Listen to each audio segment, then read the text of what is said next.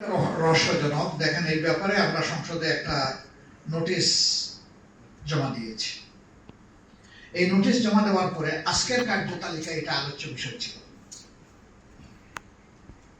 কিন্তু কালকে ওই নোটিশ উগ্র করে আনুষ্ঠানিক আরেকটা নোটিশ দেওয়া হয়েছে যে এটা কার্যতালিকা থেকে উগ্র করা হলো।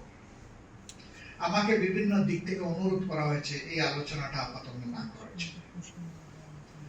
আমি করবো, আমাকে যদি নোটিশের ভিত্তিতে না দেন আমি পয়েন্ট অফ অর্ডারে দাঁড়াবো, আমার মুখ যদি বন্ধ করে দেন আমি ওয়াক আউট করবো, তখন আমি জনগণের পার্লামেন্টে চলে আসবো, যেখানে স্পিকার সাহেবের আমার অনুমতি লাগবে না।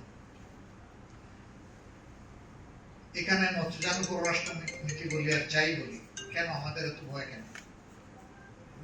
এদেশের স্বাধীনতা সার্বভৌমত্বের জন্য 350 পার্লামেন্ট সদস্যের চাইতে দায়িত্ব কি কুড়িগ্রাম, নীলফামারী আর লালমনিরহাটের সাধারণ লঙ্গি পরা মানুষের? দায়িত্ব তো আমাদের বেশি। সেই মানুষগুলা যদি খালি হাতে বুকের বোতাম খুলে দিয়ে সীমান্তে চলে যেতে পারে বিজিবির সহযোগী হওয়ার জন্য, তাহলে সংসদের ভিতরে আমরা আলোচনা করতে ভয় পাচ্ছি।